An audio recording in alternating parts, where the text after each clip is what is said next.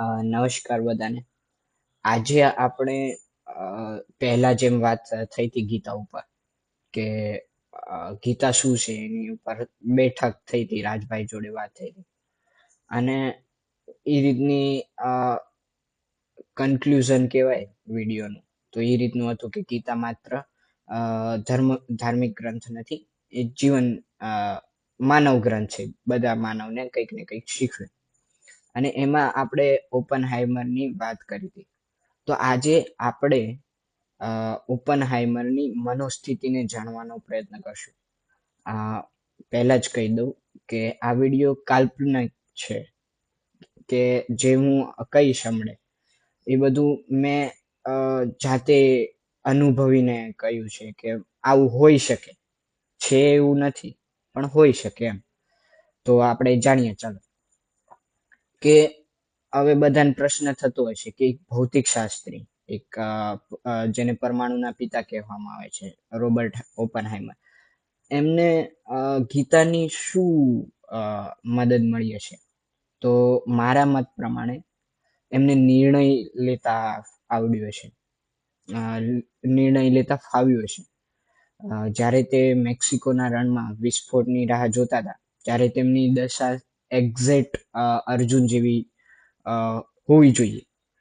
કે જ્યારે અર્જુન તેમના સગા સંબંધીઓને સામે પક્ષે જોવે છે અને જે એનું વિષાદ સર્જાય છે, તે જ રીતે ઓપનહાઇમર જ્યારે વિસ્ફોટ થાય છે તો એમના બનાવેલા જ હથિયાર દ્વારા જે હજારો માણસોનો અંત આવે છે, જે તેમનાથી જોવાતું નથી.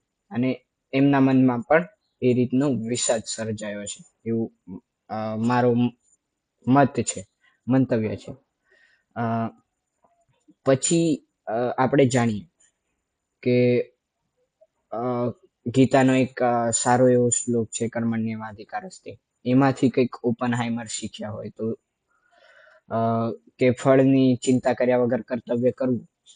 એક વૈજ્ઞાનિક તરીકે એમનું કામ હતું કે તેમને પોતાના દેશને એક યુદ્ધ રોકવા માટે હથિયાર બનાવવું જોઈએ, હથિયાર આપવું જોઈએ. તો એમને એ કર્યું, પણ જે હથિયાર જે વિનાશ લાવ્યો એ તેમની આત્મા ઉપર હંમેશ માટે બોજ બની ગયો. એમને ફળની ચિંતા કર્યા વગર કર્તવ્ય કર્યું, પણ જે ફળ મળ્યું તે ખૂબ જ આમ બહુ ભયંકર હતું, ભયંકર નીવડ્યું. એવું લાગ્યું કે અમુક ટાઈમ પછી બહુ માનસિક, એમના ઇન્ટરવ્યૂ આપણે જોયા છે તો એમની માનસિક સ્થિતિ બહુ નાજુક થઈ ગઈ હતી. કે અમુક ટાઈમ પછી એમને એવું લાગવા માંડ્યું હતું કે બહુ મોટી ભૂલ કરી, એટોમિક બોમ્બ બનાવીને. પણ આ બધા મારા મંતવ્યો હતા. પણ સાચું એમને ઇન્ટરવ્યૂ જે યુટ્યુબમાં ફરે છે, એમની ક્લિપ પણ આપણે આ વિડીયોમાં તમને દેખાડશું. તેમના સાચા શબ્દો શું હતા તે સ્ટેપ બાય સ્ટેપ આપણે જોઈએ. તેમના સાચા શબ્દો એ રીતના હતા કે થોડાક લોકો હસ્યા, થોડાક લોકો રડ્યા અને મોટા ભાગના લોકો શાંત હતા મારી આ વાત ઉપર અને મારી આ સ્થિતિ ઉપર. પણ જ્યારે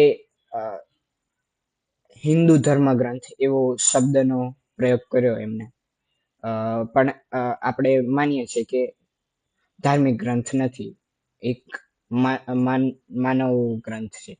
તો એમાંથી ગીતામાંથી એમને એક પંક્તિ યાદ આવી, જે 11મા અધ્યાયની હતી, કે જ્યારે વિષ્ણુ ભગવાન એટલે કૃષ્ણ ભગવાન અર્જુનને તેનું કર્તવ્ય સમજાવવાનો પ્રયત્ન કરી રહ્યા હતા અને તેમને અર્જુનને પ્રભાવિત કરવા માટે વિરાટ સ્વરૂપનું જે દર્શન કરાવ્યું અને જે કીધું કે હવે હું કાળ બન્યો છું, મૃત્યુ બન્યો છું, જે વિશ્વનો નાશ કરનાર છે, એવું એમનું કહેવાનું હતું કે now I become death, the destroyer of worlds. એમના શબ્દો હતા સાચા. તો આ રીતની આપણે કહીએ કે એક બહારના વ્યક્તિ, જેમનો ધર્મ પણ નથી હિન્દુ, તો પણ એ આટલા પ્રભાવિત હતા ગીતાથી.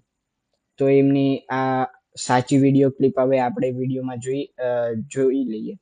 અને જો તમને વિડીયો પસંદ આવ્યો હોય તો લાઈક કરજો, અને મારાથી કંઈ ભૂલ થઈ હોય અથવા કોઈને કંઈ એડ કરવું હોય તો જરૂર તમે કમેન્ટમાં જણાવશો તમારી રાય, જે હું આગળના વિડીયોમાં